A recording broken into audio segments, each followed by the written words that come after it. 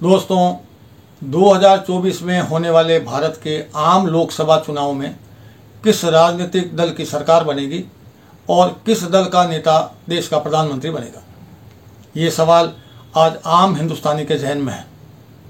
यहाँ तक कि पूरी दुनिया की नज़रें इन चुनावों पर रहने वाली हैं। लगातार 2 टर्म पूरे करने जा रहे श्री नरेंद्र मोदी जी ही तीसरी बार फिर प्रधानमंत्री पद को सुशोभित करने वाले हैं या फिर यूपीए या संयुक्त विपक्षी मोर्चे से कोई नया चेहरा देश को मिलने वाला है। आज का ये वीडियो आम जन की इस जिज्ञासा को पूरी तरह से संतुष्ट करने के लिए ही बनाया जा रहा है। दोस्तों, मैं इंजीनियर DS राठौड़ आपके अपने YouTube channel DS Rathore creation में स्वागत करता हूँ। वीडियो में आगे बढ़ें उससे पहले हम उन संभावित चेहरों को जान लेते हैं जो श्री मोदी जी के सामने यूपीए या संयुक्त विपक्षी मोर्चे से प्रधानमंत्री पद के दावेदार हो सकते हैं। उन चेहरों में सबसे बड़ा चेहरा तो यूपीए से श्री राहुल गांधी जी ही हो सकते हैं। वैसे इन दिनों जिन और चेहरों की चर्चाएं राजनीतिक गलियारों में हो रही है उनमें बिहार के CM श्री नीतीश कुमार, पश्चिमी बंगाल की CM ममता बनर्जी और दिल्ली के CM श्री अरविंद केजरीवाल जी जैसे कुछ नाम प्रमुख हैं। हालांकि ये तीनों CM क्षेत्रीय दलों यानी रीजनल पार्टी के ही मुखिया हैं। बीजेपी व कांग्रेस की तरह नेशनल पार्टीज नहीं हैं। इनमें श्री अरविंद केजरीवाल जी ही इकलौते ऐसे CM हैं जिनकी आम आदमी पार्टी रीजनल पार्टी होते हुए भी 2 राज्यों में इनकी सरकारें हैं, एक दिल्ली में व दूसरी पंजाब में। श्री केजरीवाल जी की खुद की छवि तो ईमानदार नेता की छवि है, मगर इनके 2 मंत्रियों पर भ्रष्टाचार के आरोप हैं, जिसमें से एक मंत्री तो जेल में भी है। इसी तरह से श्री नीतीश कुमार जी की JDU भी एक रीजनल पार्टी ही है जिसका वजूद भी बिहार से बाहर नहीं है। हालांकि नीतीश बाबू भी ईमानदार छवि के नेता हैं, लेकिन बार बार राजनीतिक पाला बदलने के चलते इनकी राजनीतिक साख अच्छी नहीं है।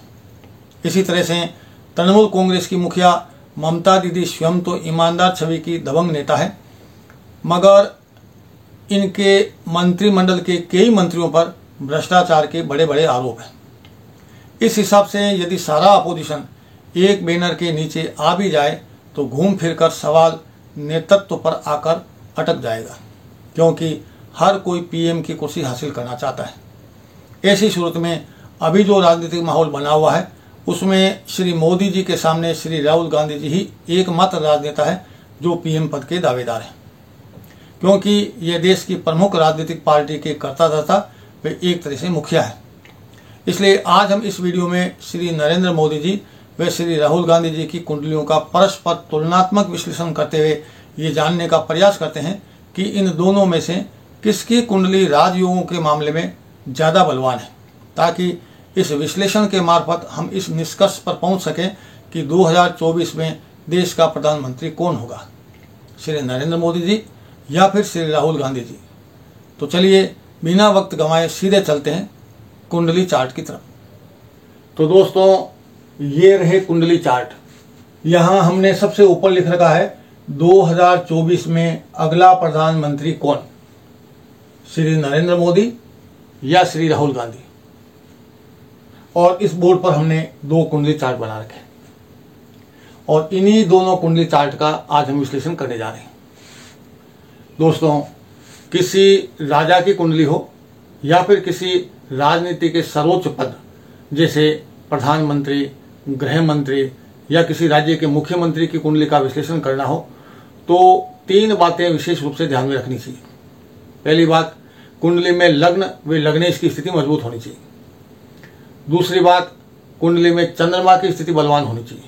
और तीसरी बात, कुंडली में सूर्य की स्थिति भी मजबूत होनी चाहिए। इसके बाद में दोनों कुंडलियों में बनने वाले राजयोगों की संख्या की बात करेंगे और किस कुंडली में मजबूत राजयोग बन रहे हैं ये भी देखेंगे। और उसके बाद में कुंडली के 12 भावों का विश्लेषण करेंगे, विशेष रूप से कुंडली का पहला भाव यानी लग्न भाव, चौथा भाव यानी 4th house, 9th house, 10th house और 11th हाउस। इन 5 भावों का विशेष रूप से विश्लेषण किया जाएगा। यही स्थिति श्री राहुल गांधी जी की कुंडली में भी हम करेंगे। तो इस तरह से भावों का विश्लेषण करने के बाद में हम लोग उनकी दशाओं पर भी चर्चा करेंगे।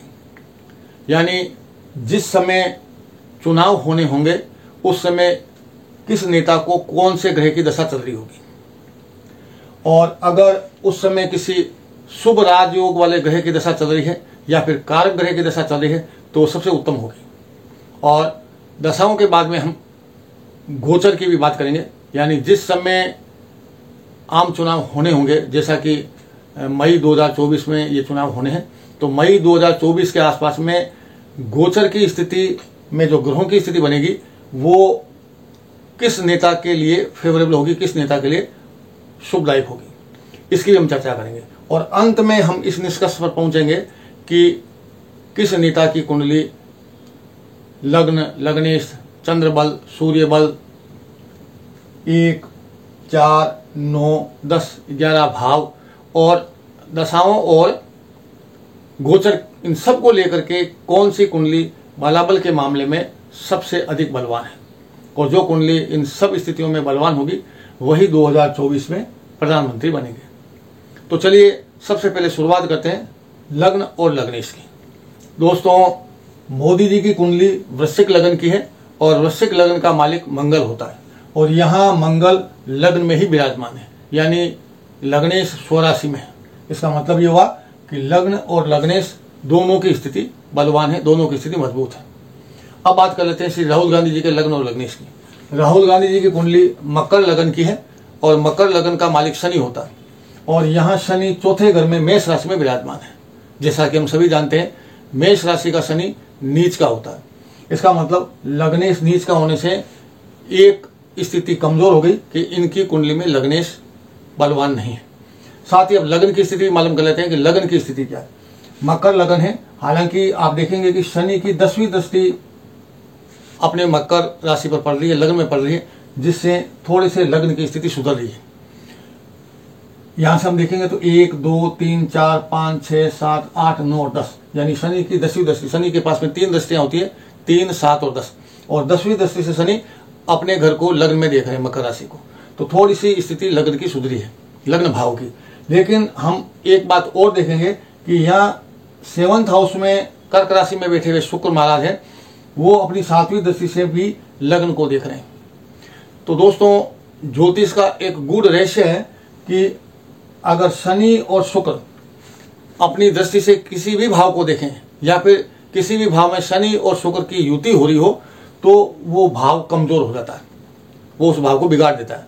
कारण कि शनि एक तरह से वैराग्य पैदा करने वाला ग्रह, पृथकतावादी ग्रह, जबकि शुक्र भोग विलास देने वाला ग्रह। यानी दोनों की प्रकृतियां भिन्न भिन्न है, एक वैराग्य देगा, एक सांसारिक सुख और भोग विलास देगा।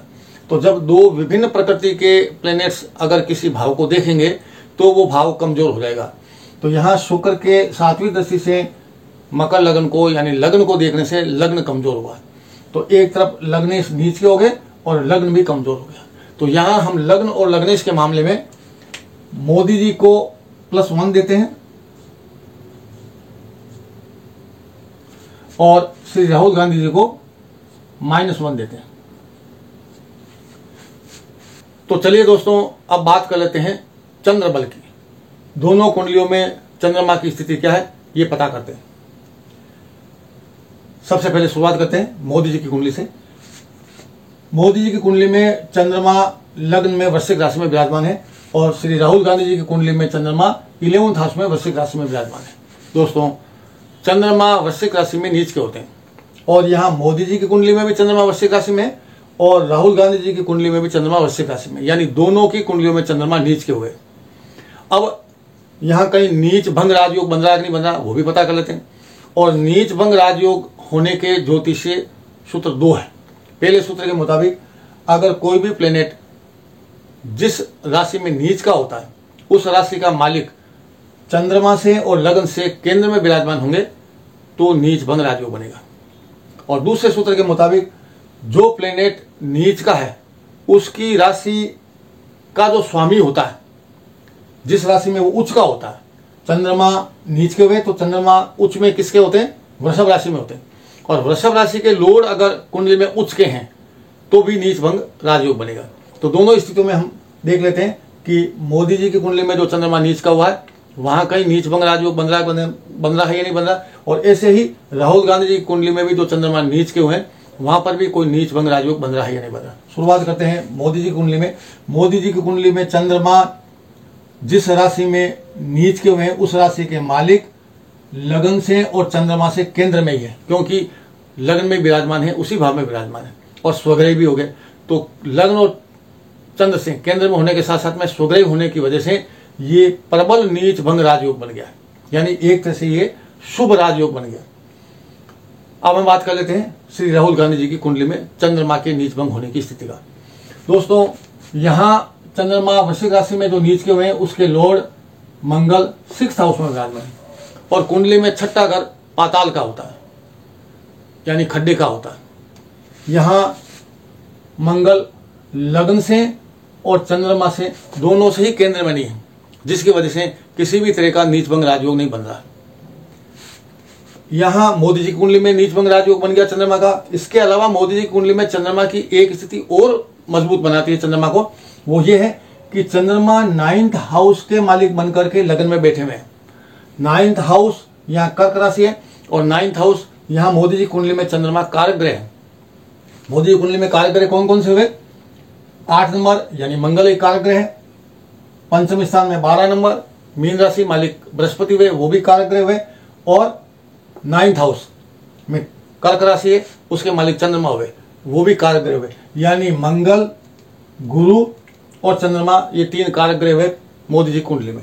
और राहुल गांधी जी की कुंडली में कारक ग्रह कौन से हुए? मकर लगन की कुंडली है तो शनि, पंचम स्थान के अंदर 2 नंबर वृषभ राशि उसके मालिक शुक्र, और 9वें स्थान में 6 नंबर कन्या यानी बुध। यानी इनकी कुंडली में शनि, शुक्र और बुध ये कारक ग्रह हुए।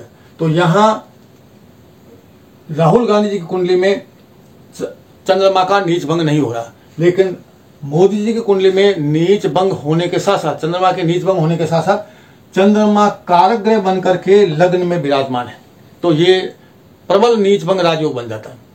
तो यहां हम चंद्रमा के बलवान होने की वजह से मोदी जी को फिर +1 देंगे। और राहुल गांधी जी की कुंडली में चंद्रमा नीच के होने की वजह से कमजोर हो गए, नीच भंग भी नहीं हो रहा, तो नीच भंग नहीं होने की वजह से हम इनको फिर -1 देंगे।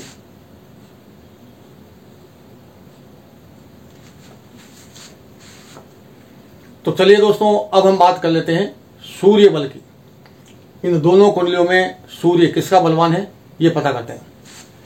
शुरुआत करते हैं नरेंद्र मोदी जी की कुंडली से।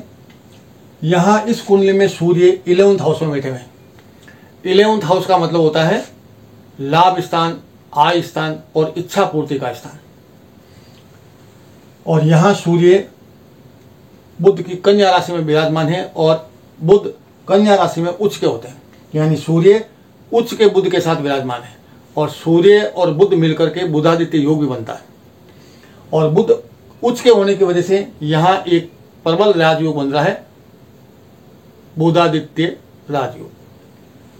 यहां एक बात और ध्यान देने वाली है कि सूर्य 10th हाउस के लॉर्ड होकर के 11th हाउस में बैठे। 10th हाउस यानी कर्म स्थान, यानी कर्मेश होकर के सूर्य 11th हाउस में बैठे, इच्छा पूर्ति वाले स्थान में बैठे। किसी भी प्लेनेट की, विशेष रूप से सूर्य के मामले में ये बात अधिक लागू होती है कि अगर 10th हाउस का लॉर्ड 11th हाउस में बैठ जाए अथवा 11th हाउस का लॉर्ड 10th हाउस में बैठ जाए तो वो उस प्लेनेट को और अधिक बल प्रदान होता है, यानी वो जो प्लेनेट है, वो ग्रह है, वो और अधिक बलवान हो जाते हैं। यहाँ सूर्य 10th हाउस के लॉर्ड होकर के 11th हाउस में बैठने की वजह से और अधिक बलवान हो गए। इसके अलावा 11th हाउस में बैठा सूर्य वैसे ही बली होता है। यहां इस 11th हाउस के आगे 12th हाउस है और 12th हाउस को कुंडली में हम खुला आसमान बोलते हैं, ओपन टू स्काई।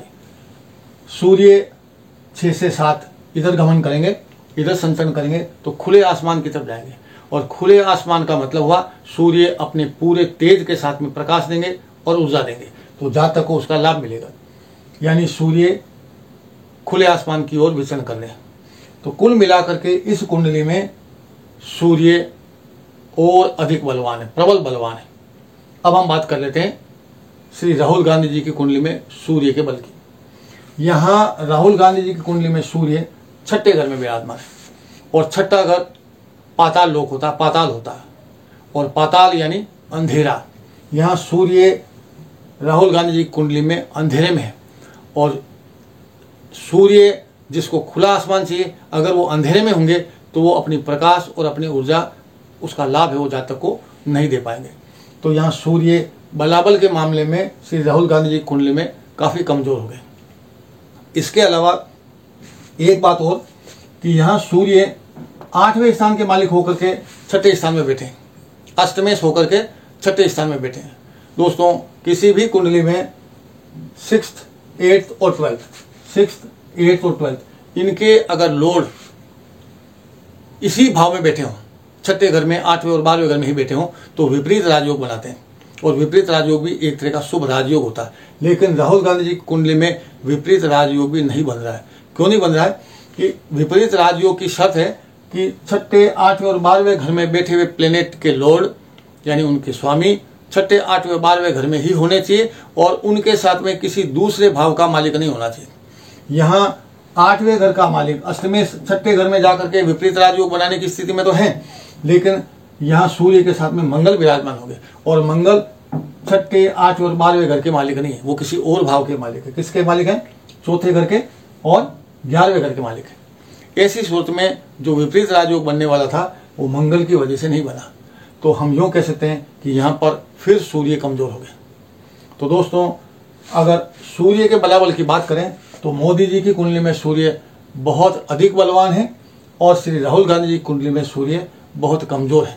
इसलिए हम यहाँ पर भी ग्रेडिंग में मोदी जी को +1 नंबर दे देते हैं और श्री राहुल गांधी जी को फिर पहले की तरह -1 नंबर दे देते हैं। तो चलिए दोस्तों, अब हम बात कर लेते हैं राजयोगों के बारे में। राजयोगों में भी विशेष रूप से केंद्र त्रिकोण से बनने वाले राजयोगों यानी कारक ग्रहों से बनने वाले राजयोगों के बारे में मैं आपको यहाँ स्पष्ट कर दूं कि किसी भी व्यक्ति की कुंडली में कारक ग्रहों से बनने वाले राजयोग ही उस व्यक्ति को राजा बना सकते हैं। इसलिए हमारा जो फोकस रहेगा वो ये रहेगा कि इन दोनों कुंडलियों में कारक ग्रहों से राजयोग बन रहे हैं या नहीं बन रहे। सबसे पहले शुरुआत करते हैं श्री नरेंद्र मोदी जी कुंडली को लेकर के। इनकी कुंडली में जो कारक ग्रह हैं वो 1st, 5th और 9th हाउस के जो लॉर्ड होंगे वो कारक ग्रह होंगे। पहले घर का मालिक मंगल यानी मंगल कारक ग्रह हुआ। दूसरा कारक ग्रह 5वें घर का मालिक यानी बृहस्पति या गुरु, ये दूसरे कारक ग्रह है। और 9वें घर का मालिक यानी चंद्रमा, कर्क राशि का मालिक चंद्रमा, ये तीसरा कारक ग्रह हुआ। अब मोदी जी की कुंडली में मंगल, बृहस्पति और चंद्रमा की स्थिति क्या है? अगर ये कारक ग्रह केंद्र में बैठे हैं अथवा एक साथ बैठे हैं तो वो उस राजयोग को प्रबल बनाएंगे और उसे राजा बनाने में मददगार साबित होंगे। तो देखिएगा, मंगल, गुरु और चंद्रमा की स्थिति देखते हैं। मंगल और चंद्रमा एक साथ में लग्न में बैठे हुए यानी 2 कारक ग्रह केंद्र में लग्न में विराजमान है, जो कारक ग्रह को और अधिक बलवान बना रहे हैं यानी राजयोग को मजबूत कर रहे हैं। तीसरा जो कारक ग्रह है वो है बृहस्पति। यहाँ बृहस्पति भी चौथे घर में यानी केंद्र में विराजमान है, जनता के घर में, और कुंभ की राशि में 11 नंबर यानी कुंभ यानी शनि की राशि में। और यहाँ एक बात विशेष गौर करने लायक है कि जो शनि महाराज हैं वो 10th हाउस में विराजमान है और 7वीं दृष्टि से अपनी ही राशि को देख रहे हैं, कुंभ राशि को, जिसकी वजह से इस भाव को बल मिलता है जिस भाव में बृहस्पति विराजमान है। यानी बृहस्पति जो कारक ग्रह हैं वो शनि की 7वीं दृष्टि से अपने घर को देखने की वजह से यहाँ शनि को बल मिला और शनि का घर जब बलवान हुआ तो कारक ग्रह उसमें जो विराजमान है बृहस्पति वो भी बलवान हुए। तो इस तरह से हम कह सकते हैं कि मोदी जी की कुंडली में तीनों कारक ग्रह केंद्र में विराजमान है, बलवान है और उनमें भी 2 कारक ग्रह एक साथ युति बना रहे हैं लग्न में, केंद्र में, जिसकी वजह से श्री नरेंद्र मोदी जी की कुंडली में कारक ग्रहों से निर्मित होने वाला राजयोग अधिक प्रबल और अधिक बलवान है। ठीक इसी तरह से हम बात कर लेते हैं श्री राहुल गांधी जी की कुंडली में बनने वाले राजयोगों की।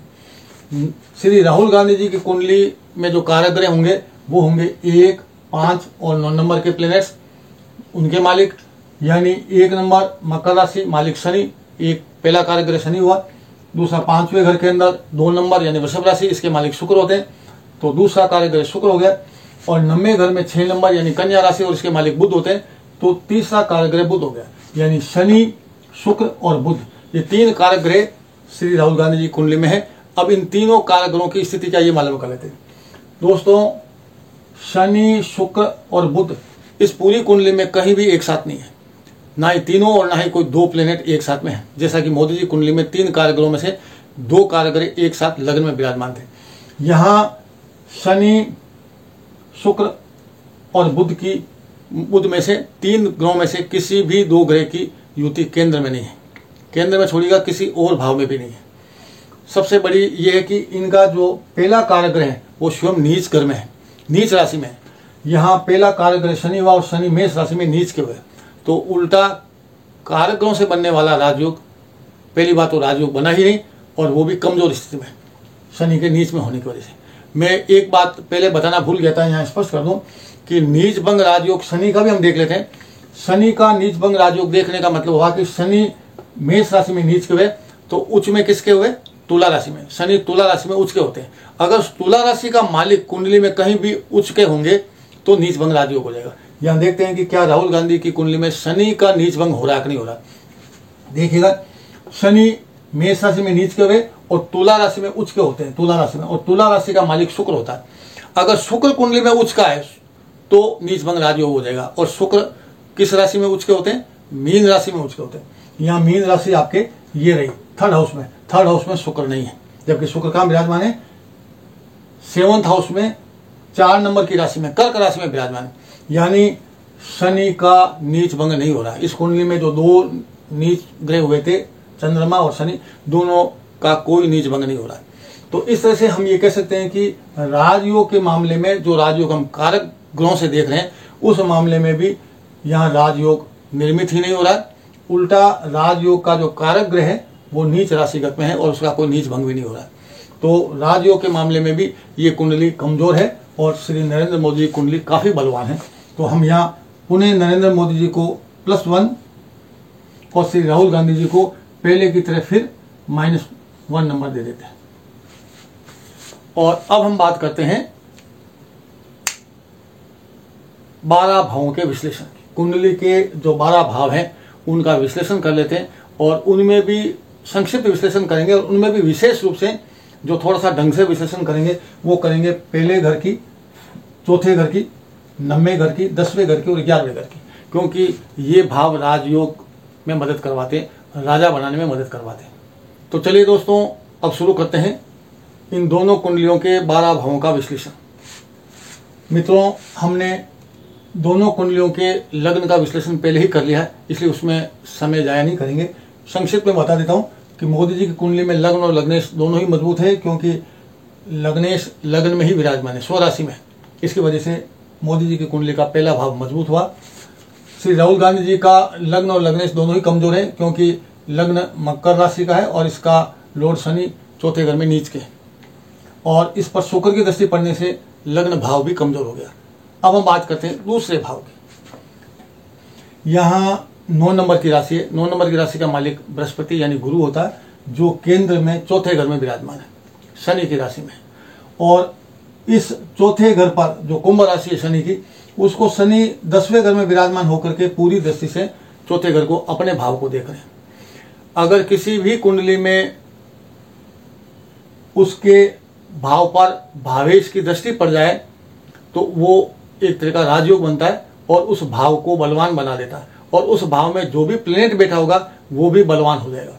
यहाँ बृहस्पति इस भाव में बैठे हैं और इस भाव के लॉर्ड शनि देख रहे हैं, इसकी वजह से बृहस्पति को बलवान मिल गया, बल मिल गया। और ये बृहस्पति किसके लॉर्ड है? 2nd हाउस के भी लॉर्ड है। मीन राशि के साथ साथ में धनु राशि के भी लॉर्ड होते हैं बृहस्पति। तो 2nd हाउस मोदी जी कुंडली में मजबूत है, बलवान स्थिति में। और 2nd हाउस होता है वाणी का, बोली का, और उसका मालिक शुभ ग्रह है, बृहस्पति है। इसलिए मोदी जी जब भी बोलेंगे गुरु की तरह बोलेंगे। गुरु एक तरह का सम्मानजनक पद होता है, एक सम्मानजनक सूचक होता है। तो मोदी जी की वाणी में हमेशा सम्मान झलकेगा, हमेशा बैलेंस्ड रहेगा, क्योंकि शुभ ग्रह बृहस्पति है, उसका लॉर्ड। अब बात कर लेते हैं श्री राहुल गांधी जी की कुंडली में सेकंड हाउस की। यहाँ राहुल गांधी जी की कुंडली में सेकंड हाउस कुंभ राशि का और उसमें प्लेनेट विराजमान है राहु। मैं यहाँ दर्शकों को फिर बता दूं कि दूसरे घर का राहु अत्यंत ही अशुभ होता है। यहाँ बैठा हुआ राहु वाणी को दिग्भ्रमित करेगा। व्यक्ति क्या बोलना चाहेगा और क्या बोल निकलेगा, या यूं कहेंगे कि वो हर बार अपने हर भाषण में एक ही चीज के अलग अलग आंकड़े प्रस्तुत करेंगे। ये राहु की वजह से होता है, क्योंकि राहु वाणी को दिग्भ्रमित करता है और साथ में ही वाणी को कर्कश भी बनाता है। जो मिठास बृहस्पति की वजह से वाणी में मिलती है वो राहु की वजह से नहीं मिलती है। तो यहाँ सेकेंड हाउस में राहुल जी की कुंडली में सेकेंड हाउस में राहु का होना शुभ नहीं है। और दूसरा, इस सेकेंड हाउस का जो लॉर्ड है वो शनि है। मकर राशि का मालिक भी शनि है और कुंभ राशि का मालिक भी शनि है। और यहाँ दूसरे घर का मालिक जो द्वितीय है वो शनि चौथे घर में नीच राशि में है। तो दूसरा घर और बिगड़ गया, राहु की वजह से भी बिगड़ गया और साथ के अंदर शनि के नीच होने की वजह से भी बिगड़ गया, और शनि का नीच भंग भी नहीं हो रहा। तो ऐसी सोच में राहुल गांधी की कुंडली में दूसरा घर जो वाणी का घर है वो काफी कमजोर है, और मोदी जी की कुंडली में दूसरा घर जो वाणी का है वो काफी मजबूत स्थिति में है। इस बात को लेकर के भी हम ग्रेडिंग में मोदी जी को फिर +1 दे देते हैं, और यहाँ श्री राहुल गांधी जी को पहले की तरह फिर -1 नंबर दे देते हैं। और आगे बढ़ते हैं, बात करते हैं कुंडली के तीसरे भाव की। तीसरा घर पराक्रम का, कड़ी मेहनत का और कार्य क्षमता का होता है। यहाँ ज्योतिष का एक सिद्धांत है कि तीसरे घर में अगर क्रूर ग्रह होगा या क्रूर ग्रह की राशि होगी तो वो क्रूर ग्रह या क्रूर ग्रह की राशि व्यक्ति से कड़ी मेहनत करवाता है। वहीं अगर तीसरे घर में कोई सौम्य ग्रह या सौम्य ग्रह की राशि होगी तो वो व्यक्ति से कम मेहनत करवाता है, यानी उसे पकी पकाई खाने का आदी बनाता है। मोदी जी कुंडली में तीसरे घर में मकर राशि है। मकर राशि का मालिक शनि एक तरह से क्रूर ग्रह होता है, और क्रूर ग्रह होने की वजह से मोदी जी से कड़ी मेहनत करवाएगा। यहाँ उस तीसरे घर के लॉर्ड की स्थिति देख लेते हैं। तीसरे घर का लॉर्ड जो शनि है वो 10th हाउस में कर्म स्थान में बैठा हुआ है, यानी कर्म के बदौलत कड़ी मेहनत करेंगे। और यहाँ पर बैठे हुए 10th हाउस में शनि अपनी 7वीं दृष्टि से चौथे घर में अपनी राशि को देख रहे हैं, जिससे भाव का भावेश के साथ दृष्टि संबंध एक तरह का राजयोग बनाता है और उस भाव को बल प्रदान करता है, यानी इस चौथे भाव को बल प्रदान करेगा। चौथा घर जो जनता का होता है, और इसमें बृहस्पति विराजमान है तो बृहस्पति को और अधिक बलवान बनाते हैं। तो कहने का मतलब तीसरा घर और उसके तीसरे घर के लॉर्ड की वजह से मोदी जी की कुंडली में तीसरा घर भी बलवान होगा। कर्म की वजह से कड़ी मेहनत करेंगे और अपने पराक्रम, अपनी सिद्धि को प्राप्त करेंगे। बात कर लेते हैं श्री राहुल गांधी जी की कुंडली के तीसरे घर की। राहुल गांधी जी की कुंडली में तीसरा घर मोदी जी की तरह खाली ही है, लेकिन यहाँ 12 नंबर मीन राशि, और मीन राशि का मालिक बृहस्पति होता है, गुरु होता है, जो एक तरह से सौम्य ग्रह है। और मैंने पहले ही बताया कि सौम्य ग्रह कड़ी मेहनत कम करवाता है, पकी पकाई खाने का आदी बनाता है। इसलिए मोदी जी की तुलना में श्री राहुल गांधी जी उतनी कड़ी मेहनत नहीं करते। लेकिन यहाँ एक बात और ध्यान देने योग्य है कि राहुल गांधी जी की कुंडली में जो तीसरे घर का मालिक है बृहस्पति, वो भी कर्म स्थान में है, और मोदी जी की कुंडली में भी तीसरे घर का जो मालिक है शनि, वो भी कर्म स्थान में, यानी दोनों ही कर्म तो कर रहे हैं, जैसा कि अभी जाहिर भी हो रहा है। श्री राहुल गांधी जी भारत जोड़ो यात्रा पर निकले हुए हैं, मेहनत तो कर ही रहे हैं। लेकिन अगर तीसरे भाव की तुलना करें परस्पर, तो क्रूर ग्रह होने की वजह से मोदी जी एक्चुअल में कड़ी मेहनत करेंगे और पराक्रम को हासिल करेंगे और अपनी कार्य सिद्धि पाएंगे। वहीं श्री राहुल गांधी जी सौम्य ग्रह होने की वजह से तीसरे घर में कड़ी मेहनत नहीं करके दूसरों पर आश्रित होकर पकी पकाई खाने के आदी होंगे, जिसकी वजह से वो तुलनात्मक रूप से उतना अधिक कर्म नहीं कर पाएंगे, उतना अधिक कड़ी मेहनत नहीं कर पाएंगे। फिर इसी आधार पर हम दोनों को ग्रेडिंग में मोदी जी को +1 और श्री राहुल गांधी जी को फिर -1 ही दे पाएंगे। यहाँ मैं मोदी जी को पुनः 3rd हाउस की वजह से +1, और श्री राहुल गांधी जी को पहले की तरह ही फिर -1 नंबर दे रहा हूँ। और आगे बढ़ते हैं, बात करते हैं चौथे घर की, 4th हाउस की। दोस्तों, कुंडली में चौथा घर जनता का घर होता है और एक राजनेता के लिए जनता कितनी अहमियत रखती है ये आप हम सबसे किसी से छिपा नहीं है। जनता ही एक नेता को अर्श से फर्श और फर्श से अर्श तक पहुंचाने में देर नहीं लगाती है। तो देखते हैं मोदी जी और राहुल गांधी जी कुंडली में 4th हाउस की स्थिति क्या है। मोदी जी कुंडली में चौथे घर में बृहस्पति शुभ ग्रह विराजमान है और यहाँ 11 नंबर यानी कुंभ राशि है और इस कुंभ राशि पर 10वें घर में बैठे हुए शनि की पूरी 7वीं दृष्टि इस पर पड़ रही है, चौथे घर पर पड़ रही है, जिसकी वजह से भावेश को देख रहा है, यानी शनि की इस दृष्टि से ये चौथा घर मजबूत हो रहा है, बलवान हो रहा है। और शनि भी एक तरह से जनता का प्रतिनिधित्व करते हैं, जनता का कारक ग्रह है शनि भी। चौथा घर तो जनता का है ही, साथ में शनि भी जनता का कारक है। तो यहाँ शनि ने 7वीं दृष्टि से अपने घर को देखा, इसलिए भाव मजबूत हुआ और वहाँ शुभ ग्रह की मौजूदगी है बृहस्पति, जिसकी वजह से बृहस्पति को और अधिक बल मिला। तो कुल मिलाकर के हम ये कह सकते हैं कि मोदी जी की कुंडली में चौथा घर है वो बेहद मजबूत स्थिति में है।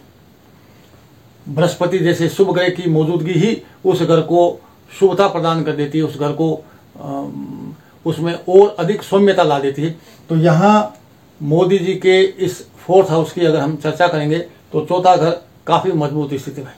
अब हम बात कर लेते हैं श्री राहुल गांधी जी की कुंडली के 4th हाउस की। राहुल गांधी जी की कुंडली के 4th हाउस के अंदर, जैसा कि मैंने पहले ही बता दिया था कि चौथे घर में लग्नेश नीच कर होकर बैठे हैं। चौथा घर जनता का है और शनि भी जनता का कारक है। तो शनि जो जनता का कारक है वो स्वयं नीच के होकर के चौथे घर में आ गए और वहाँ किसी तरह का कोई नीच भंग भी नहीं हो रहा। तो इसका मतलब ये हुआ कि राहुल गांधी जी की कुंडली में चौथा घर काफ़ी कमज़ोर है, यानी उनको पब्लिक सपोर्ट नहीं के बराबर मिलेगा। और पब्लिक सपोर्ट नहीं मिलने की वजह से कोई भी नेता किसी भी तरह के लोकतांत्रिक माहौल में कोई सत्ता हासिल नहीं कर सकता। तो यहाँ कुंडली में मोदी जी की कुंडली में चौथा घर मजबूत स्थिति में और राहुल गांधी जी की कुंडली में चौथा घर कमजोर स्थिति में। दोस्तों, ज्योतिष का एक सिद्धांत होता है कि शनि पहले और चौथे घर में अगर उच्च के भी क्यों न हो तो भी उस कुंडली में कंटक दोष बनाते हैं। और कंटक दोष का मतलब होता है कांटा, कांटा का मतलब हुआ शूल, शूल की तरह वो कांटा चुभता है उनके दिल और दिमाग में। अब वो शूल या वो कांटा चाहे उनके पिताजी की कम आयु में आकस्मिक निधन की वजह से हो सकता हो, उनकी दादी जी इंदिरा गांधी जी की आकस्मिक निधन की वजह से हो सकता हो, या फिर जो व्यवहार में हम देखने को हमें मिल रहा है कि एक लंबे समय से वो सत्ता के लिए संघर्ष कर रहे हैं और वो सत्ता से अभी भी दूर बने हुए हैं। तो ये भी एक कारण हो सकता है और यही कारण ज़्यादा है जो देखने में आता है, जिसकी वजह से उनको ये कंटक दोष अपना प्रभाव दे रहा है। हम लोग पिछले कई चुनाव में देख रहे हैं कि लगातार राज्यों में इनकी सरकारें चली गई, विधानसभा चुनाव हार गई, जिसकी वजह से कंटक दोष अपना प्रभाव दिखा रहा है। तो कुल मिलाकर के हम ये कह सकते हैं कि चौथा घर जो जनता का होता है वो नरेंद्र मोदी जी का काफ़ी बलवान है और श्री राहुल गांधी जी का काफ़ी कमज़ोर है। हालांकि जो स्थान हानि की बात है अगर हम देखेंगे तो चौथे घर में बृहस्पति का यहाँ इस स्थिति में मौजूद होना इस भाव की हानि कर रहा है, वहीं चौथे घर में शनि के नीच होने से वो भी उस भाव की हानि कर रहा है। तो भाव की हानि तो दोनों ही कुंडली में हो रही है, लेकिन इसके बावजूद भी कुंडली में चौथा घर मोदी जी का काफ़ी मजबूत है और श्री राहुल गांधी जी का चौथा घर बेहद कमज़ोर है और साथ में एक कंटक दोष भी बना रहा है। तो यहाँ इन स्थितियों को देखते हुए हम लोग श्री नरेंद्र मोदी जी को पुनः +1 देंगे और श्री राहुल गांधी जी को फिर पहले की तरह ही -1 ही देंगे। यहाँ मैं फिर दोबारा एक बार आप लोगों से स्पष्ट कर दूं कि किसी की भी कुंडली में जो हम लोग यहाँ जो मोदी जी की और राहुल गांधी जी की कुंडली में जो प्लस और माइनस की ग्रेडिंग कर रहे हैं, इसका ये कतई मतलब नहीं है कि राहुल गांधी जी की कुंडली हर एंगल से कमज़ोर है और मोदी जी की कुंडली हर एंगल से मजबूत है, ऐसा नहीं है। क्योंकि हम लोग दो भावी प्रधानमंत्रियों की कुंडलियों का परस्पर तुलनात्मक विश्लेषण कर रहे हैं। ऐसी सूरत में जहां हमें कोई ग्रह भाव भावेश अगर बलवान स्थिति में दिखेगा तो हम उसे +1 देंगे, और वहीं अगर भाव, भावेश या ग्रह कुंडली में कमजोर स्थिति में दिखेगा तो हम उसे -1 देंगे। तो यहाँ चूंकि ये परस्पर तुलना हो रही है। आगे बढ़ते हैं। अब बात करते हैं 5th हाउस की। कुंडली में 5वां घर बुद्धि का होता है, एक्सप्रेशन ऑफ थॉट्स का होता है। यहाँ मोदी जी की कुंडली में 12वें घर में राहु मौजूद है, जो कि अच्छी स्थिति नहीं है। लेकिन इस 5वें घर में 3 और प्लैनेट्स की सीधी दृष्टि पड़ रही है, सूर्य की, बुध की और केतु की। और यहाँ 11th हाउस में बैठा बुध कन्या राशि में उच्च के होते हैं। तो उच्च के बुध की दृष्टि बुद्धि वाले घर पर पड़ने से जातक का 5वां घर सुधर जाता है, बलवान हो जाता है। या हम यूँ कह सकते हैं कि ऐसा व्यक्ति अपनी बुद्धि की वजह से, एक्सप्रेशन ऑफ थॉट्स यानी उसके बोलने का तो तरीका होगा वो इतना प्रभावशाली होगा कि लोग उससे सुनना पसंद करेंगे। यानी कुल मिलाकर के मोदी जी की कुंडली में 5वां स्थान भी राहु की मौजूदगी की वजह से कमजोर होकर भी 11वें घर में बैठे 3 प्लैनेट की वजह से सुधर गया है। यानी यहाँ पुनः हम कह सकते हैं कि मोदी जी की कुंडली में 5वां घर मजबूत स्थिति में है, बुध की वजह से विशेष रूप से, और बाकी के 3 ग्रहों की वजह से। अब हम बात कर लेते हैं श्री राहुल गांधी जी की कुंडली के 5वें घर की। राहुल गांधी जी की कुंडली के 5वें घर में बुध अपने ही मित्र की राशि में विराजमान है। ये तो अच्छी स्थिति है, लेकिन इस पर 7वीं दृष्टि नीच के चंद्रमा की पड़ गई। चंद्रमा मन की अभिव्यक्ति वाला ग्रह है।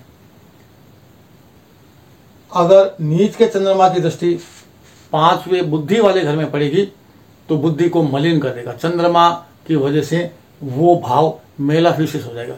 यानी नीच का चंद्रमा 5वें घर पर दृष्टि डाल करके 5वें घर को बिगाड़ रहा है, जबकि 5वें घर में बुध जो बुद्धि का कारक है वो स्वयं विराजमान है अपने मित्र के घर में, लेकिन चंद्रमा के दृष्टि संबंध की वजह से वो 5वां घर बिगड़ गया।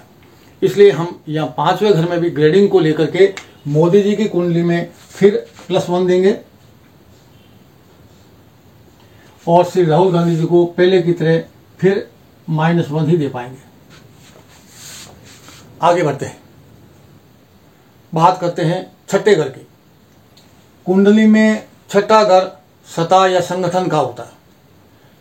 यहाँ मोदी जी की कुंडली में 6ठे घर में कोई प्लेनेट नहीं है, और यहाँ 1 नंबर यानी मेष राशि स्थित है। मेष राशि का मालिक मंगल लग्न में अपने ही घर में है, यानी 6ठा घर मजबूत हो गया। और ज्योतिषीय सिद्धांत के हिसाब से 6ठे घर में या 6ठे घर पर किसी भी शुभ ग्रह की दृष्टि नहीं होनी चाहिए, और न ही उसमें शुभ ग्रह मौजूद होना चाहिए। अगर 6ठे घर पर किसी शुभ ग्रह की दृष्टि नहीं होगी तो वो 6ठा घर मजबूत होगा। यहाँ मोदी जी की कुंडली में 6ठे घर पर किसी भी शुभ ग्रह की दृष्टि नहीं है, और उसका मालिक मंगल स्वयं क्रूर ग्रह है।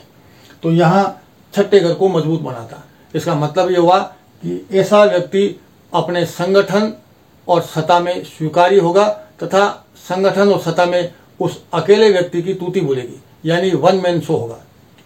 बात कर लेते हैं श्री राहुल गांधी जी के 6ठे घर की। राहुल गांधी जी के 6ठे घर में मिथुन राशि है, जहाँ सूर्य और मंगल मौजूद है। यहाँ भी कोई शुभ ग्रह नहीं है, दोनों ही क्रूर ग्रह हैं। सूर्य भी क्रूर ग्रह है और मंगल भी क्रूर ग्रह है। जैसा कि मैंने अभी बताया कि 6ठे घर में मंगल का होना या 6ठे घर का मालिक मंगल होना, अगर वो अच्छी पोजीशन में है तो 6ठा घर जो सत्ता और संगठन का है वहां उस व्यक्ति की तूती बोलेगी। यहाँ पर श्री राहुल गांधी जी के मामले में भी मोदी जी की तरह ही साफ बात है कि इनका भी अपने सत्ता और अपने संगठन में तूती बोलती है। ये भी अपनी पार्टी में 1 मैन शो है। यानी यहाँ जो बैठा मंगल जो क्रूर ग्रह है उस पर भी किसी भी शुभ ग्रह की दृष्टि नहीं है। यानी 6ठा घर इनका भी बलवान है, श्री राहुल गांधी जी का, और इसी तरह से श्री नरेंद्र मोदी जी का भी 6ठा घर बलवान है। तो हम यहाँ पर दोनों को +1 नंबर दे देते हैं। श्री मोदी जी को +1 और श्री राहुल गांधी जी को +1। ये पहली बार राहुल गांधी जी को +1 मिला है 6ठे घर के मजबूत होने की वजह से। आगे बढ़ते हैं, बात करते हैं कुंडली के 7वें भाव की, 7th हाउस की। दोस्तों श्री नरेंद्र मोदी जी की कुंडली के 7th हाउस में 2 नंबर, कोई प्लेनेट नहीं है 7वें घर में, लेकिन 2 नंबर की राशि, 2 नंबर की राशि का मालिक शुक्र होता है। और यहाँ सप्तमेश जो शुक्र है वो 10th हाउस में शनि के साथ बैठे हुए, क्योंकि शनि एक तरह का पृथकतावादी ग्रह है, वैराग्य पैदा करने वाला ग्रह है, जबकि शुक्र सांसारिक भोग देने वाला ग्रह। तो जो सप्तमेश है वो शनि के साथ में, दोनों विभिन्न अलग अलग प्रकृति के, तो अलग अलग प्रकृति के प्लेनेट होने की वजह से यहाँ शुक्र की स्थिति वो बिगड़ रही है। शुक्र मेलाफिसिस हो रहा है शनि की वजह से, उनमें पृथकतावादी भाव या अलगाववादी भाव या वैराग्य जैसे भाव पैदा करता है शनि, जिसकी वजह से इन्हें दाम्पत्य सुख नहीं मिल पाता है। और जैसा कि देखने में भी आता है कि मोदी जी को दाम्पत्य सुख नहीं मिला है। बात करते हैं श्री राहुल गांधी जी की कुंडली के 7वें घर की। राहुल गांधी जी की कुंडली के 7th हाउस में प्लेनेट शुक्र है और राशि कर्क राशि, और सप्तमेश जो इनके बनते हैं वो बनते चंद्रमा। राहुल गांधी जी की कुंडली के सप्तमेश चंद्रमा नीच के 11th हाउस में है और वहां चंद्रमा का नीच भंग भी नहीं हो रहा। तो यहाँ पर भी राहुल गांधी जी को भी मोदी जी की तरह दाम्पत्य सुख का अभाव नजर आता है। ये नीच का चंद्रमा घर बसने नहीं देगा। लेकिन यहाँ एक बात राहुल गांधी जी की कुंडली के मामले में थोड़ी सी अलग है कि यहाँ 7th हाउस में शुक्र बैठा है और शुक्र सांसारिक सुख भोग विलास देता है। इस मामले में राहुल गांधी जी को शुक्र की वजह से सांसारिक सुख में कभी कमी नहीं रहेगी, और लेकिन घर के बसने के मामले में, दाम्पत्य जीवन में, वैवाहिक सुख में कमी जरूर लाएगा सप्तमेश के नीच का होने की वजह से। आगे बढ़ते हैं और बात करते हैं 8वें घर की। मोदी जी की कुंडली में 8वें घर में 3 नंबर यानी मिथुन राशि है और कोई ग्रह नहीं है।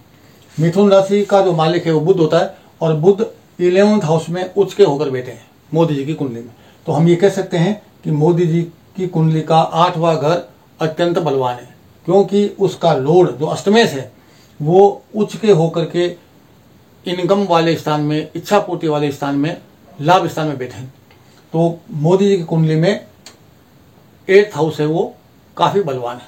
बात करते हैं श्री राहुल गांधी जी की कुंडली के 8th हाउस की। राहुल गांधी जी की कुंडली के 8th हाउस में केतु है, 5 नंबर सिंह राशि है, और उसका जो लॉर्ड है अष्टमेश वो 6ठे घर में बैठा हुआ, जो कि शुभ नहीं है।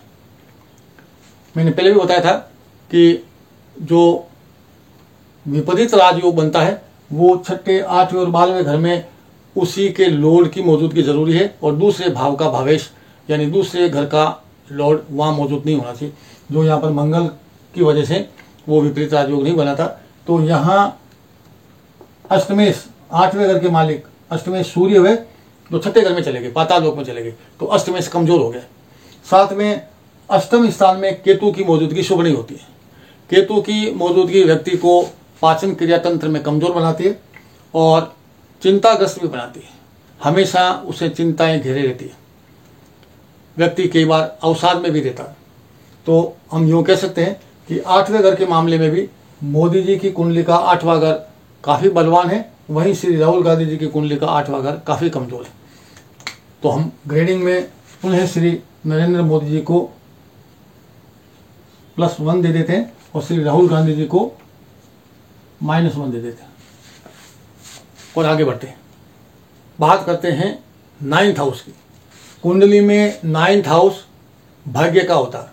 मोदी जी की कुंडली में 9वें घर में कोई ग्रह तो नहीं है, लेकिन यहाँ 4 नंबर यानी कर्क राशि है, और कर्क राशि का मालिक चंद्रमा होता है, यानी भाग्येश चंद्रमा हुए जो लग्न में लग्नेश के साथ मौजूद है। यानी चंद्रमा की स्थिति यानी भाग्येश की स्थिति काफी मजबूत है, यानी मोदी जी भाग्यशाली व्यक्ति है। हालांकि मोदी जी की कुंडली में चंद्रमा नीच का है, लेकिन यहाँ मैंने पहले ही बता दिया था कि मोदी जी की कुंडली में चंद्रमा का नीच भंग हो रहा है, और वो नीच भंग होने से एक तरह का राजयोग बन रहा है, इसलिए यहाँ नीच भंग वाली स्थिति लागू नहीं होगी। तो हम कह सकते हैं कि मोदी जी की कुंडली का भाग्य का जो मालिक है भाग्य से वो बहुत ही अच्छी स्थिति में, मजबूत स्थिति में, केंद्र में, लग्न में मौजूद है, जिसकी वजह से 9th हाउस बलवान बन रहा है मोदी जी की कुंडली में। यहाँ हम आगे बढ़े उससे पहले राहुल गांधी जी के 9th हाउस की भी एक बार विश्लेषण कर लेते हैं। श्री राहुल गांधी जी की कुंडली के 9th हाउस में भी मोदी जी की तरह कोई ग्रह नहीं है, लेकिन यहाँ 6 नंबर की राशि अंकित है। 6 नंबर का मतलब होता है कन्या, और कन्या का मालिक बुध होता है। और बुध 9वें स्थान से 9वें स्थान से 9वें वाली संख्या पर पंचम स्थान बनता है, नवम पंचम बोलते हैं उसको। यहाँ पंचम स्थान के अंदर उसका लॉर्ड है, किसका? भाग्य का, यानी भाग्य का विराजमान है। 9th हाउस के मालिक पंचम स्थान में विराजमान है, और पंचम स्थान में 2 नंबर की राशि शुक्र की राशि वृषभ राशि है, और इस राशि में मित्र ग्रह की राशि में बुध विराजमान है, यानी श्री राहुल गांधी जी भी भाग्यशाली व्यक्ति है। लेकिन मगर किंतु परंतु ज्योतिष का एक सिद्धांत है कि भाग्य वाले मामले में भाग्येश जिस राशि में विराजमान हो, यहाँ भाग्येश कौन बने? बुध बने, और बुध किसकी राशि में विराजमान है? 2 नंबर यानी शुक्र की राशि में विराजमान। तो भाग्येश जिस राशि में विराजमान है, उस राशि का मालिक जिस राशि में विराजमान होगा, उस राशि का मालिक उस भाग्य का कर्ता ग्रह होगा। इस बात को एक बार अच्छी तरह समझ लीजिएगा। भाग्य स्थान में 6 नंबर कन्या राशि है, और कन्या राशि का मालिक बुध होता है। बुध यहाँ राहुल जी की कुंडली में पंचम स्थान में वृषभ राशि में, तो जहां भाग्येश विराजमान है उस राशि का लॉर्ड, इस राशि का लॉर्ड शुक्र का विराजमान है 7th हाउस में कर्क राशि में। तो जहां शुक्र विराजमान है उस राशि का मालिक, शुक्र किस राशि में विराजमान है? कर्क राशि में। तो कर्क राशि का विराजमान, कर्क राशि का जो मालिक होगा यानी चंद्रमा, वो इस भाग्य स्थान का कर्ता ग्रह होगा। और यहाँ राहुल जी की कुंडली में भाग्य का जो कर्ता ग्रह है, भाग्य स्थान का जो कर्ता ग्रह है वो चंद्रमा बनता है, और चंद्रमा इस कुंडली में नीच का है, इसलिए घूम फिर करके वापस भाग्यशाली होने की बात कमजोर हो जाती है। यानी राहुल गांधी जी मोदी जी की तुलना में उतने भाग्यशाली नहीं हैं। अब बात यही नियम हम मोदी जी की कुंडली में अप्लाई करके देख लेते हैं कि मोदी जी की कुंडली का जो भाग्य स्थान का जो कर्ता ग्रह है वो कैसा है। यहाँ 9वें स्थान में 4 नंबर की राशि है। 4 नंबर की राशि का मालिक हुआ चंद्रमा। चंद्रमा जिस राशि में बैठा होगा उस राशि का मालिक, चंद्रमा किस राशि में बैठा? वृश्चिक राशि में बैठा। और वृश्चिक राशि का मालिक कौन हुआ? मंगल। मंगल जिस राशि में बैठा होगा उस राशि का लॉर्ड कर्ता ग्रह होगा मोदी जी कुंडली में उसके भाग्य का। तो यहाँ मोदी जी की कुंडली में भाग्य का जो कर्ता ग्रह वो मंगल ही है, क्योंकि 4 नंबर कर्क राशि का मालिक चंद्रमा वृश्चिक राशि में है, वृश्चिक राशि का मालिक मंगल में है, मंगल होता है, और मंगल वृश्चिक राशि में बैठे हैं, इसलिए वृश्चिक राशि का जो मालिक होगा वो कर्ता ग्रह होगा। कर्ता ग्रह कौन हुआ? मंगल हुआ। और मोदी जी की कुंडली में जो भाग्य का कर्ता ग्रह है वो मजबूत स्थिति में, क्योंकि कर्ता ग्रह मंगल है, वो अपने ही घर में अपनी ही राशि में विराजमान है और लक्ष्मी योग बना रहा है चंद्रमा के साथ मिलकर के। तो भाग्य के मामले में मोदी जी राहुल गांधी जी की तुलना में कई गुना 21 है। ऐसा राहुल गांधी जी की कुंडली में नहीं है। भाग्य वाले स्थान में भाग्य का कर्ता ग्रह नीच का होने की वजह से पूरा खेल बिगड़ गया है भाग्य का। भले ही भाग्येश बुध अपने मित्र राशि में क्यों न बैठा हो। तो मित्रों, यहाँ पर भी हम भाग्य को लेकर के मोदी जी को +1 और श्री राहुल गांधी जी को -1 नंबर ही देंगे।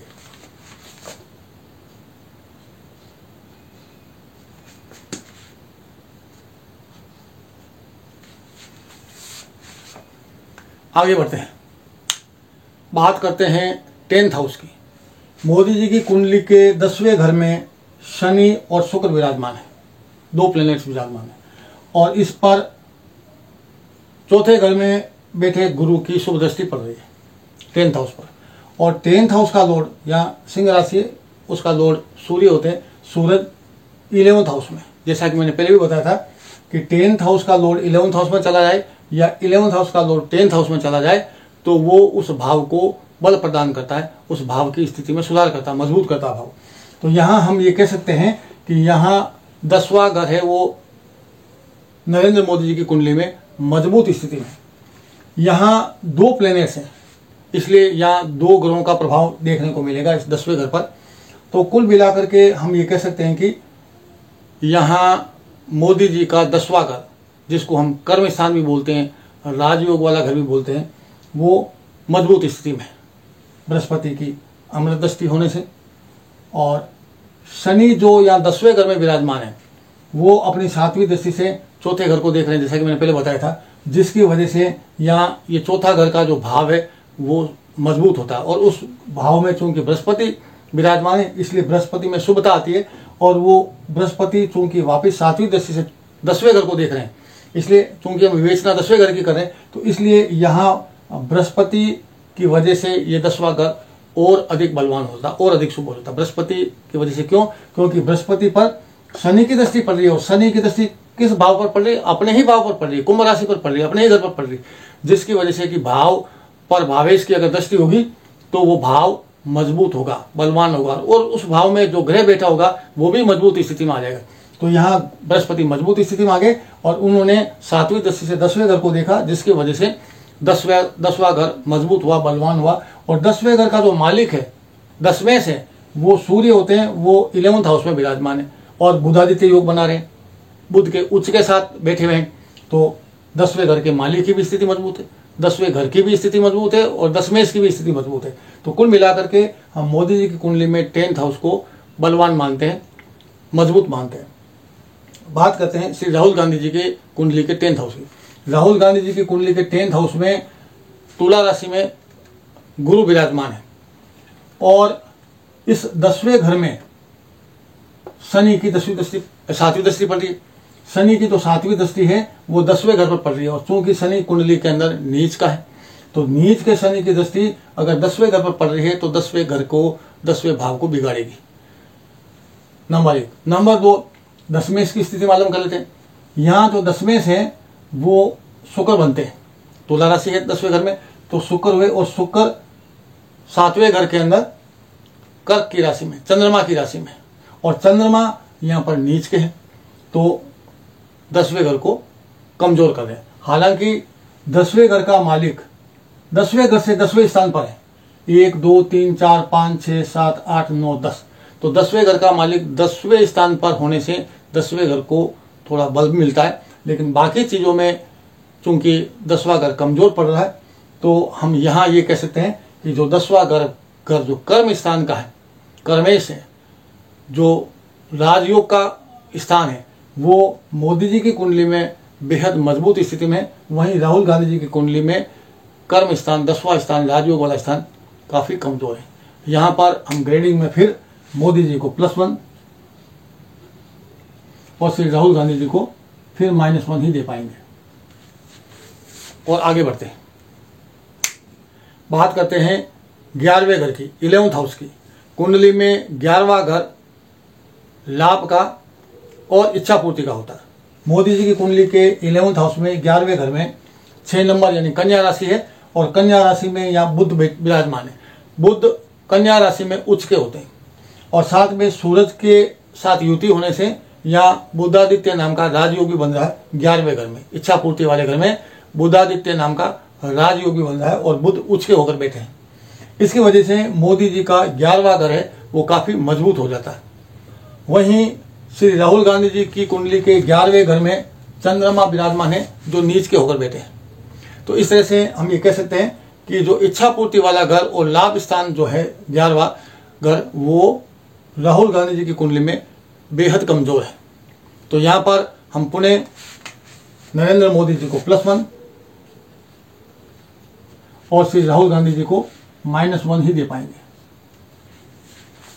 आगे बढ़ते हैं और बात करते हैं 12वें घर की। 12वां घर शय्या सुख का होता है, शय्या सुख यानी दाम्पत्य सुख का, और विदेश गमन का होता है। हम बात कर लेते हैं 12वें घर की इन दोनों कुंडलियों पर। मोदी जी की कुंडली में 12वें घर में कोई ग्रह नहीं है, लेकिन यहाँ 7 नंबर तुला राशि है। तुला राशि का मालिक शुक्र शनि के साथ में मेलाफिसिस हो रहे हैं, इसलिए इन्हें कोई शय्या सुख या दाम्पत्य सुख या वैवाहिक सुख नसीब नहीं होगा। लेकिन विदेश दौरे की अगर बात करेंगे तो 7 नंबर का जो मालिक शुक्र है वो कर्म स्थान में विराजमान है। इस वजह से इनके विदेश दौरे बहुत सारे होंगे, और वो विदेश दौरे चूंकि सिंह राशि में शुक्र विराजमान है, इसलिए वो विदेश दौरे राजकाज से संबंधित होंगे, यानी वो शासकीय कामों से विदेश दौरे करेंगे। वहीं अगर राहुल गांधी जी की कुंडली के 12वें घर को देखें तो 12वें घर में 9 नंबर कोई ग्रह नहीं है मोदी जी की तरह 12वें घर में, लेकिन 9 नंबर का मतलब हुआ धनु राशि, और धनु राशि का मालिक गुरु होते हैं, जो गुरु इनकी कुंडली के अंदर 10वें घर में विराजमान है, कर्म स्थान में विराजमान है। और इस गुरु पर शनि की दृष्टि पड़ रही है, शनि की भी नीच की दृष्टि पड़ रही है, जिसकी वजह से इन्हें भी सैया सुख नसीब नहीं होगा, यानी इनका भी दाम्पत्य सुख का अभाव बना रहेगा। और बात कर लेते हैं विदेशी दौरे की। अब इनके जो विदेशी दौरे होंगे वो देखिएगा 9 नंबर जिसका मालिक बृहस्पति है, वो बृहस्पति किसकी राशि में विराजमान है? तुला राशि यानी शुक्र की राशि में विराजमान है। यानी विदेश दौरे ये भी करेंगे, लेकिन ऐश मौज के लिए करेंगे। शुक्र वो सांसारिक सुख का कारक ग्रह है, ऐश मौज का कारक है, इसलिए इनका जो विदेश दौरा जो निमित्त होगा वो मौज मस्ती के निमित्त होगा। और मोदी जी का जो विदेश दौरा होगा वो सूरज यानी राजा की वजह से, राज की वजह से, सरकारी काम की वजह से दौरे होंगे, विदेशी दौरे। और इनके 7 नंबर तुला राशि जिसका मालिक शुक्र है, और चूंकि वो लगन में भी विराजमान है, सप्तम स्थान में भी विराजमान है, इसलिए इनको वैवाहिक जीवन या दाम्पत्य सुख नहीं मिलने के बावजूद भी इनको जो ग्रस्त जीवन के सुख या कह सकते हैं वो मिलेंगे 7वें घर में शुक्र के होने की वजह से। और 7वें घर का शुक्र हमेशा सांसारिक सुख देता, भोग विलास देता, इसलिए इनके विदेश दौरे सांसारिक सुख, भोग विलास और मनोरंजन और ऐश मौज के लिए होंगे। तो इस तरह से ये कुंडली के हमने 12 भावों की विवेचना कर ली है। इस 12वें भाव की विवेचना की ग्रेडिंग करने की जरूरत नहीं है, क्योंकि इसका राज कार्य से कोई ऐसा विशेष लेन देन नहीं होता। हालांकि विदेश दौरे की बात करें तो एक को प्लस और एक को -1 दिया जा सकता है। चलिए यहाँ पर भी हम मार्किंग कर ही देते हैं। मोदी जी को पुणे +1 और राहुल गांधी जी को यहाँ 12वें भाव के अंदर -1 दे देते हैं। तो कुल मिलाकर के सारे 12 भावों का विश्लेषण हो चुका है। और अब हम बात करेंगे दशाओं की। दोस्तों, दशाओं की चर्चा करने से पहले मैं आपको बता दूं कि ये वीडियो 2024 के होने वाले आम लोकसभा चुनाव पर आधारित है, और 2024 के जो आम लोकसभा चुनाव वो मई 2024 के आसपास होंगे। तो हमें दशाएं मई 2024 के आसपास की ही देखनी है। श्री नरेंद्र मोदी जी को उस समय मंगल की महादशा चल रही होगी, जो 28 नवंबर 2021 से 28 नवंबर 2028 तक 7 सालों तक मंगल की महादशा चलेगी। 2021 से शुरू हो चुकी है, जो 2028 तक कायम रहेगी। और मंगल की महादशा में अंतर जो है वो गुरु का होगा, क्योंकि 15 मई 2023 से 20 अप्रैल 2024 तक मंगल में गुरु की अंतर्दशा रहेगी। यानी ये वो समय लगभग चुनावों का होगा, लोकसभा के चुनावों का होगा। तो हम अगर दशाओं की बात करें तो मोदी जी को मंगल की महादशा में गुरु का अंतर रहेगा। अब देख लेते हैं कि कुंडली में मंगल और गुरु की स्थिति क्या है। मोदी जी की कुंडली में मंगल लगन में ही अपने घर में विराजमान है, यानी मंगल बहुत ही मजबूत स्थिति में, केंद्र यानी लग्न स्थान जो केंद्र कहलाता है उसमें अपनी ही राशि में विराजमान है। तो मंगल की स्थिति बेहद मजबूत है, महादशा बहुत मजबूत है। अंतर्दशा की बात करते हैं, अंतर्दशा मंगल में बृहस्पति की होगी, गुरु की होगी। इनकी कुंडली में गुरु 4थे घर में है। 4था घर जनता का होता है, पब्लिक सपोर्ट का होता है, भरपूर पब्लिक सपोर्ट मिलेगा। गुरु यहाँ पर मजबूत स्थिति में भी है। क्यों मजबूत स्थिति में है कि मैंने बार बार बताया है कि 10वें घर में बैठा शनि अपने ही भाव को देख रहा है, कुंभ राशि को देख रहा है। भाव का भावेश को देखना उस भाव को मजबूत बनाता है, और उस भाव में चूंकि बृहस्पति विराजमान है इसलिए बृहस्पति भी मजबूत स्थिति में आ गए। तो 4था घर चूंकि जनता का, पब्लिक सपोर्ट का है, तो मंगल में बृहस्पति की अंतर्दशा बेहद शुभ जाने वाली है श्री नरेंद्र मोदी जी को, और उन्हें पूरी तरह से पब्लिक सपोर्ट मिलेगा। यहाँ ये बात कहना बहुत जरूरी होगा कि मंगल में जो बृहस्पति की अंतर्दशा है, मंगल और बृहस्पति दोनों ही मोदी जी की कुंडली में कारक ग्रह हैं। मैंने आपको पहले बताया था कारक ग्रह यानी पहला, 5वां और 9वां, इनके कारक ग्रह कौन से हैं? मंगल, बृहस्पति और चंद्रमा। और इनको दशा भी उसी कारक ग्रह की चलेगी उस समय जिस समय लोकसभा के चुनाव होने हैं, यानी मंगल में बृहस्पति की दशा चलेगी। यानी बहुत ही उम्दा समय है, बहुत ही उत्कृष्ट समय है चुनावों को लेकर के मोदी जी की महादशा में। तो मोदी जी को 2024 के होने वाले आम चुनाव में जितना हमने कुंडली का पहले विश्लेषण किया, उसके बाद में दशाएं भी उनके लिए अत्यंत ही अनुकूल और शुभ है। और दोस्तों, सारा खेल दशाओं का है। ज्योतिष शास्त्र में ये एक बात तय है कि जो कुछ भी व्यक्ति को परिणाम मिलना होता है वो दशाओं के आधार पर मिलता है। दशाएं अगर अनुकूल प्लैनेट्स की होगी तो परिणाम भी अनुकूल मिलेगा, और अगर दशाएं प्रतिकूल प्लैनेट्स की होगी तो रिजल्ट भी प्रतिकूल ही मिल रहा है। मोदी जी की कुंडली में कारक ग्रहों की दशाएं हैं और दोनों कारक ग्रह कुंडली में बहुत ही अच्छी और मजबूत स्थिति में, शुभ स्थिति में है। इसलिए मोदी जी को मंगल की महादशा में बृहस्पति की अंतर्दशा आने पर इनको ये दशा अत्यंत ही शुभ व फलदायी लाभकारी रहने वाली है। अब बात कर लेते हैं श्री राहुल गांधी जी की कुंडली में उस समय चलने वाली महादशाओं के बारे में।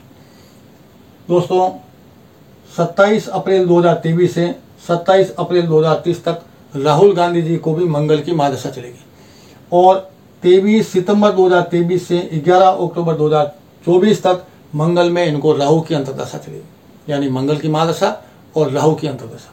देख लेते हैं कुंडली में मंगल और राहु की स्थिति क्या। कुंडली में मंगल छठे घर में विराजमान है। छठा घर पाताल होता है, खड्डा होता है। छठे घर में बैठा प्लेनेट शुभ फल नहीं देता। छठे 8वें 12वें घर में बैठा हुआ, तो यहाँ छठे घर में बैठा मंगल शुभ फल नहीं देगा। साथ ही साथ ये मंगल है कौन? मंगल चतुर्थे से है। कौन से हैं? चौथे घर के मालिक है। चौथे घर का मालिक यानी चौथा घर जनता का हुआ, पब्लिक सपोर्ट का हुआ, और चौथे घर का मालिक ही खड्डे में है। तो ऐसी सूरत में यहां पर जो इनको मंगल है, कुंडली में मंगल कमजोर होने की वजह से मंगल की महादशा शुभ नहीं जाने वाली है। और चूंकि मंगल और किसके लॉर्ड है? मेष राशि के अलावा वृश्चिक राशि के भी है, और वृश्चिक राशि में चंद्रमा बैठा हुआ नीच का, तो उस समय मंगल की महादशा तो अच्छी नहीं जाएगी, लेकिन चंद्रमा का प्रभाव आ जाने से चंद्रमा मन का कारक होता है, और इनको उस दौरान में दुनिया भर की मानसिक चिंताएं सताएगी। ये पूरी तरह से चिंताग्रस्त रहेंगे। तो हम कह सकते हैं कि इनको मंगल की महादशा अच्छी नहीं जाने वाली है। अब बात कर लेते हैं मंगल की महादशा में राहु की स्थिति क्या रहेगी। इनकी कुंडली में राहु दूसरे घर में है। मैंने पहले ही कहा था कि कुंडली के सेकेंड हाउस में राहु का होना शुभ नहीं होता, क्योंकि दूसरा घर वाणी का होता है और राहु जहर होता है। वाणी में जहर मिलने से आदमी जहर उगलता है। जिस समय चुनाव होंगे उस समय राहुल गांधी जी अपने वाणी से जहरीले तर्कस, जहरीले बाण मोदी जी पर छोड़ेंगे, जिसकी वजह से इनकी स्थिति और बिगड़ेगी। जनता में इस स्थिति छवि और बिगड़ेगी, और अल्टीमेटली वो इनको ही घाटा होने वाला है। तो कहने का मतलब हो गया कि मंगल में राहु की अंतर्दशा श्री राहुल गांधी जी के लिए किसी भी एंगल पर शुभ नहीं है। और मंगल में राहु वैसे ही अंगारक योग भी बनाता है, जो कि अत्यंत ही खराब होता है, नुकसानदायक होता है। तो राहु में मंगल का अंतर राहुल गांधी के लिए अत्यंत ही अशुभ रहने वाला है। तो ये बात हो गई दशाओं की। दशाओं के मामले में भी मोदी जी अव्वल है, बहुत ही अत्यंत शुभ ग्रहों की दशाएं। वहीं आदरणीय श्री राहुल गांधी जी के मामले में दशाएं भी उनको फेवर नहीं कर रही।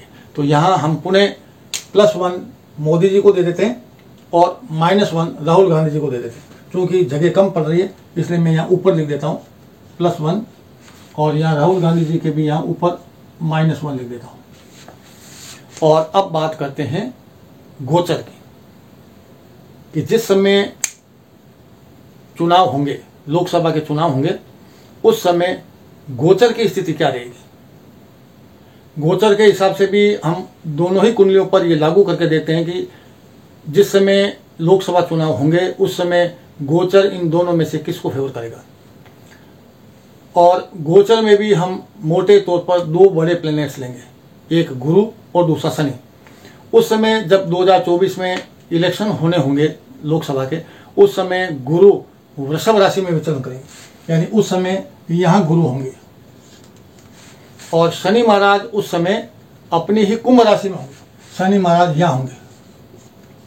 ये मैंने गोचर की स्थिति दिखाई है, और 2 बड़े प्लेनेट ही देखे जाते हैं राजयोग को लेकर के। यहाँ मोदी जी की अगर कुंडली की बात करें गोचर के समय कैसी फल देगी, तो यहाँ देखिएगा कि गुरु वृषभ राशि में होने से 7वीं दृष्टि से लगन को देखेंगे, यानी लगन को मजबूत करेंगे। वहीं शनि अपनी ही राशि में, कुंभ राशि में, चौथे घर में गोचर के समय होंगे तो चौथा घर चूंकि पब्लिक सपोर्ट का होता है और शनि भी जनता का, पब्लिक का ही प्रतिनिधित्व करते हैं, तो यहाँ शनि बहुत ही मजबूत स्थिति में आ जाएंगे। गोचर में शनि मजबूत स्थिति में होंगे, बृहस्पति भी मजबूत स्थिति में होंगे, क्योंकि बृहस्पति सीधी 7वीं दृष्टि से लगन को देखेगा, जिससे उस व्यक्ति विशेष को लाभ पहुंचाएगा, क्योंकि बृहस्पति बहुत ही अत्यंत शुभ ग्रह माना गया है। और शनि चूंकि राज्यों का कारग्रह भी है, जनता का कारग्रह भी है, वो 4th हाउस में आ जाने से, जनता वाले घर में आ जाने से भरपूर पब्लिक सपोर्ट मिलने वाला है आदरणीय श्री नरेंद्र मोदी जी को। यहाँ अब अगर हम थोड़ा सा और खुलकर बात करें तो शनि के इस गोचर पर यहाँ 4th हाउस में आने से हम कह सकते हैं कि यहाँ जो शनि पहले से विराजमान अपने ही घर को देख रहे थे, तो जिससे उस स्थान को और अधिक बल मिला था, यहाँ गोचर में शनि के आ जाने से 4th हाउस और अधिक बलवान हो जाएगा। यानी गोचर की स्थिति भी मोदी जी के पूरी तरह से फेवर में जारी है, बृहस्पति को लेकर के और शनि को लेकर के। बात कर लेते हैं श्री राहुल गांधी जी की कुंडली पर भी गोचर की स्थिति क्या प्रभाव देगी। जैसा कि मैंने पहले बताया कि वृषभ राशि में गुरु उस समय संचरण करेंगे और कुंभ राशि में शनि महाराज संचरण करेंगे। हम भी यहाँ इनके वृषभ राशि में गुरु लिख देते हैं और इसे गोला बना देते हैं गोचर के हिसाब से, और शनि महाराज कुंभ राशि में विचरण करेंगे। ये गोचर की स्थिति बता रहा हूं। तो मित्रों, राहुल गांधी जी की कुंडली में शनि का दूसरे घर में गोचर के हिसाब से कुंभ राशि में होना और बृहस्पति का 5वें स्थान में शुक्र की राशि में होना, दोनों ही अशुभ स्थितियां पैदा कर रहा है, दोनों ही उस राजयोग को कमजोर बना रहा है। कैसे? शनि और राहु मिलकर के विष योग बनाते हैं, जहर बनाते हैं। तो एक तो दूसरा जो स्थान है वो वापस जहरीला हो गया, पहले राहु से ही था, अब राहु और शनि की दृष्टि से, युति से वो और जहरीला हो गया गोचर की वजह से। तो जिस समय गोचर शनि का कुंभ राशि में होगा दूसरे घर में, राहुल गांधी की जुबान से, उनकी वाणी से और ज्यादा जहरीले तर्कस निकलेंगे मोदी जी के ऊपर। जैसा कि मैंने पूर्व बताया था, ये इन्हीं को घाटा होगा और मोदी जी को फायदा करेगा। यहां एक बात और देखिएगा, गोचर में शनि जब कुंभ राशि में संचरण करेंगे तो तीसरी दृष्टि से 1, 2 और 3, तीसरी दृष्टि से वापिस चौथे घर को देखेंगे, और चौथे घर में ऑलरेडी शनि नीच राशि के हैं। चौथा घर जनता का है, पब्लिक सपोर्ट का, तो उनके जहरीले बाणों से चौथे घर में जनता का भी उनको कोई सपोर्ट नहीं मिलने वाला है, कोई लाभ नहीं मिलने वाला है। घूम फिर करके गोचर का भी ये निष्कर्ष निकलता है कि जब लोकसभा चुनाव होंगे, आम लोकसभा चुनाव मई 2024 में, उस समय गोचर भी पूरी तरह से श्री नरेंद्र मोदी जी को फेवर करेगा और श्री राहुल गांधी जी के अगेंस्ट में जाएगा। इस बात को लेकर भी हम ग्रेडिंग में +1 मोदी जी को दे देते हैं और फिर दोबारा -1 दे देते हैं। अब अगर मित्रों इन +1 और -1 को जोड़ते हैं तो 1, 2, 3, 4, 5, 6, 7, 8, 9, 10, 11, 12, 13, 14, 15, 16 में से 16 अंक मिले हैं।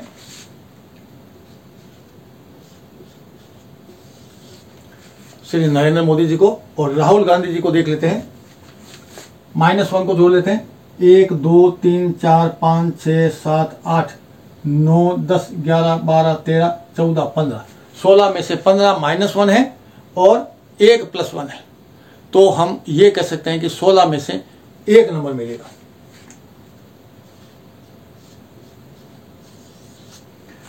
अब अंतिम निष्कर्ष ये निकलता है, रिजल्ट 2024 में तीसरी बार प्रधानमंत्री बनेंगे मोदी जी, ये और नो। और राहुल गांधी जी के कुंडली के एनालिसिस के बाद में जो रिजल्ट बनता है कि क्या 2024 में वो पहली बार प्रधानमंत्री बनेंगे, ये और नो। तो इसका निष्कर्ष ये है कि 2024 में तीसरी बार प्रधानमंत्री बनेंगे श्री नरेंद्र मोदी जी, यस। और श्री राहुल गांधी जी के रिजल्ट के मामले में 2024 में क्या वो पहली बार प्रधानमंत्री बन पाएंगे, नो। तो दोस्तों ये सारांश, ये निष्कर्ष निकलता है कि 2024 में अगला प्रधानमंत्री कौन होगा। हमने विस्तार से श्री नरेंद्र मोदी जी व श्री राहुल गांधी जी की कुंडलियों का विश्लेषण किया, भाव, भावेश और दूसरे ग्रह दशाएं, इन सब के बलाबल को देख करके अंतिम निष्कर्ष पर पहुंचने का प्रयास किया, और जिसमें ये निकला कि श्री नरेंद्र मोदी जी की कुंडली 2024 के आम लोकसभा चुनाव में प्रधानमंत्री पद के लिए पूरी तरह से बलवान है, बलशाली है। वहीं आदरणीय श्री राहुल गांधी जी की कुंडली प्रधानमंत्री पद के लिए बिल्कुल भी बलवान नहीं है, पूरी तरह से कमजोर है। दोस्तों, आज के लिए बस इतना ही। मिलते हैं अगले वीडियो में ऐसे ही किसी अन्य शख्सियत की कुंडली को लेकर के। तब तक के लिए नमस्कार, जय हिंद, वंदे मातरम।